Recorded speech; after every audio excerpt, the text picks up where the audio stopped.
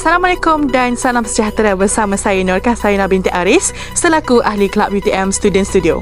Berita terkini, pada 19 Mac 2025, Institut Dato' On atau IDO berjaya menganjurkan sesi eksklusif The Executive Visionary Leadership Talk yang menampilkan tokoh kepimpinan dan korporat terkemuka. Yang bahagia, Tan Sri Azman Mokhtar.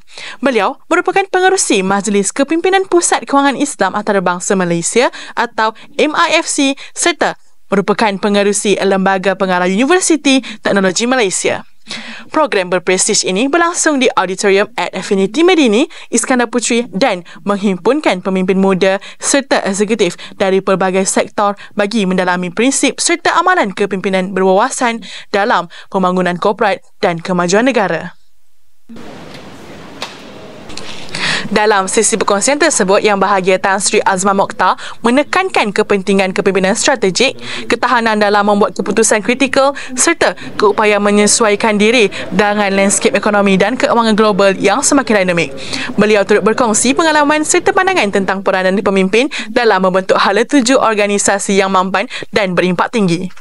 Turut hadir dalam majlis ini iaitu Yang Bahagia Datuk Seri Utama Insinyur Hasni Muhammad, Penasihat Ekonomi Negeri Johor, Yang Bahagia Cik Hajah Syubana Yusof selaku Pengurus Besar Perbadanan Islam Johor serta Yang Bahagia Encik Muhammad Gaddafi Abdul Aziz selaku Pengarah Institut Dato' On.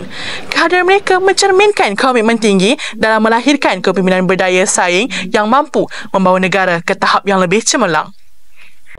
Dalam satu sesi temu bual khas bersama Yang Bahagia Tan Sri Azman Mokhtar, beliau turut berkongsi perspektif mengenai cabaran dan peluang dalam kepimpinan korporat serta bagaimana pemimpin masa kini dapat membina daya tahan dalam menghadapi perubahan pesat landscape ekonomi global.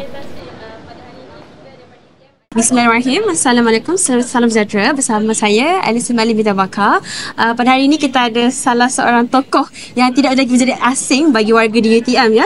Okey Tan Sri, pada hari ini kita daripada UTM ada satu je lah soalan untuk Tan Sri. Ya. Okey, apakah harapan ataupun nasihat ataupun pesanan kepada warga-warga belia Johor ke belia mana-mana ke, terutamanya belia warga UTM? Jadi syukur alhamdulillah baru sudah dengan satu sesi perkongsian ilmu berkenaan dengan kepimpinan ya, untuk negeri Johor, untuk negara, bahkan untuk semua adik-adik semua untuk masa depan lah.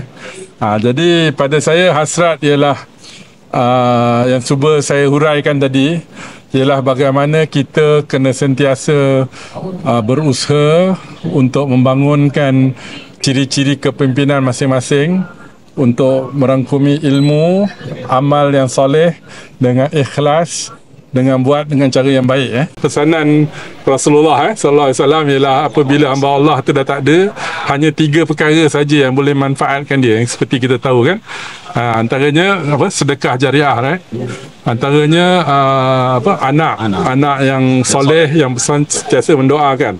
Ini bidang hidup kita yang kita kena balance kan. Second, raising children properly so that dia jadi anak yang soleh, dia mendoakan. Yang ketiga adalah ilmu yang dapat kita manfaatkan. Jadi kalau tugas awak tu antara sedekah jariah lah, apa yang kita bina, dan ilmu yang kita kongsi tu mudah-mudahan dapat dimanfaatkan. So kalau you ada end position in mind in your journey to leave a legacy, maybe this will drive you can plan from now on.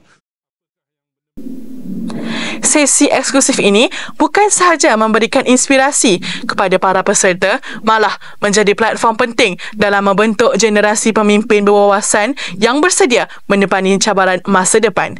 Institut Dato' On terus komited dalam melahirkan kepimpinan berkualiti tinggi bagi memacu pembangunan negara ke arah kemajuan yang lebih gemilang. Sekian sahaja untuk berita kali ini. Saya Nur Kasaina binti Aris. Terima kasih dan jumpa lagi.